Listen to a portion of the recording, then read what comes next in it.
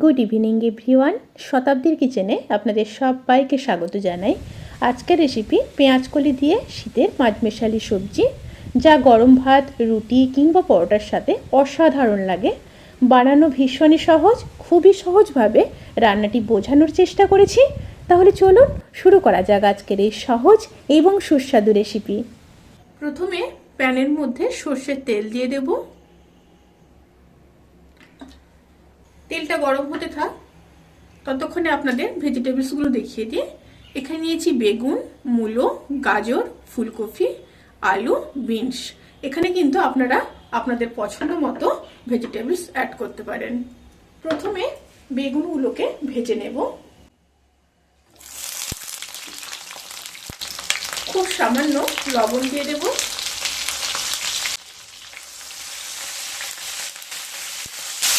এই রান্নার ক্ষেত্রে আমি ছোট বেগুন ব্যবহার করেছি, আপনারা চাইলে কিন্তু বড় বেগুনও ব্যবহার করতে পারেন। বেগুনগুলোকে হালকা ব্রাউন কালার করে ভেজে নিয়ে তারপর ফিরে আসছি।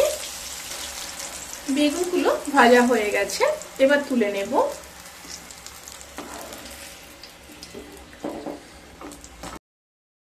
এবার ওই তেলের মধ্যে প্রথমে কেটে রাখা আলু দিয়ে দেব। এখানে আমি দুটো মিডিয়াম সাইজের আলু ব্যবহার করেছি, আর বেগুন আমি 4টা ছোট বেগুন ব্যবহার করেছি। আর দিয়ে দেব গাজর।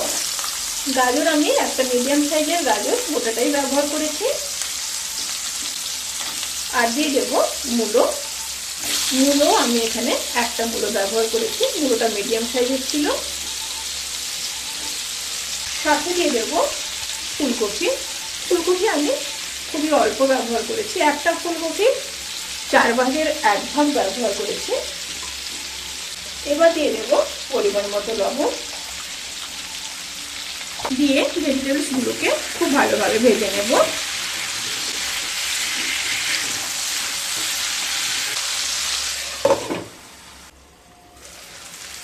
ভেজিটেবলসগুলো যখন 80% ভাজা হয়ে যাবে, সেই সময় বিনস দিয়ে দেব। আমি এখানে 10-12টা বিনস ব্যবহার করেছি।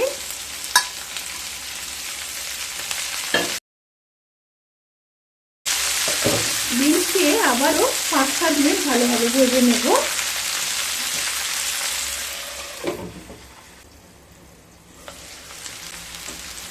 সমস্ত ভেজিটেবলসগুলো খুব ভালো মতো ভাজা হয়ে গেছে, এবার তুলে নেব।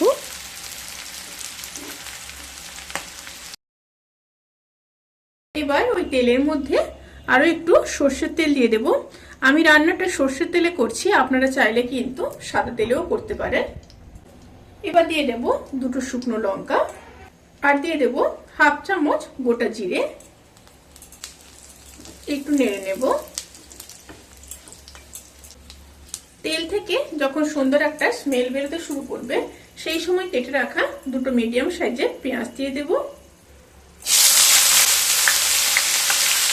আর দিয়ে দেব 1 চামচ থেতো করে রাখা রসুন। পেঁয়াজ আর রসুনকে হালকা ব্রাউন কালার করে ভেজে নেব। পেঁয়াজ আর রসুন যখন খুব ভালো মতো ভাজা হয়ে যাবে, তখন দিয়ে দেব 2টো কেটে রাখা মিডিয়াম সাইজের টমেটো। টমেটো দিয়েও আরো কিছুক্ষণ রান্না করে নেব।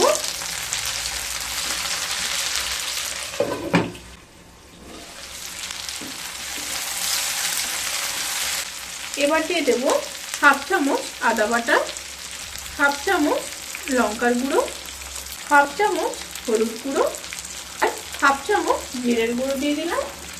সাথে সামান্য জল দিয়ে দেব। তাতে করে মশলা আর পুড়ে যাওয়ার কোনো সম্ভাবনা থাকবে না। খুব ভালোভাবে মিশিয়ে নিলাম। এবার লো টু মিডিয়াম স্টিমে মশলাগুলোকে কষিয়ে নেব।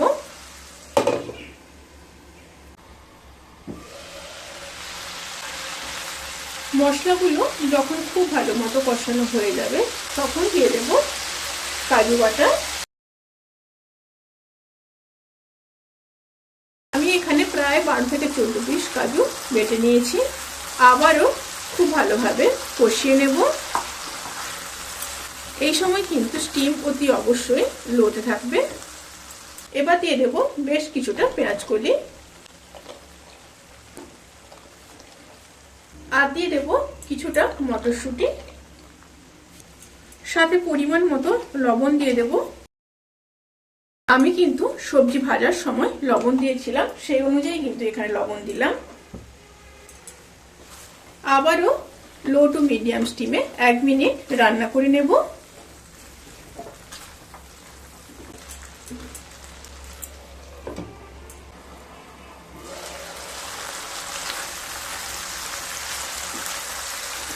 এবার দিয়ে দেব ভেজে রাখা সবজিগুলো দিয়ে আবারও খুব ভালোভাবে মিশিয়ে নেব। মিশিয়ে নিয়ে ঢাকা দিয়ে 1 থেকে 1.5 মিনিট আবারও রান্না করে নেব।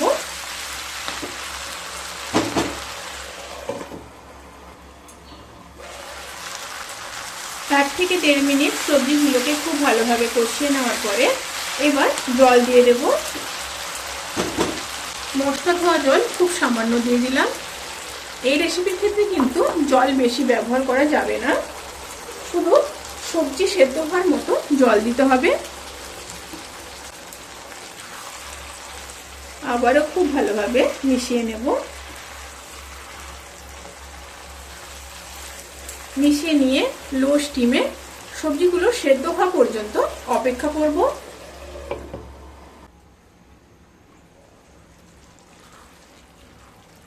পেঁয়াজ করে দিয়ে পাঁচমেশালি সবজি কিন্তু প্রায় ডান।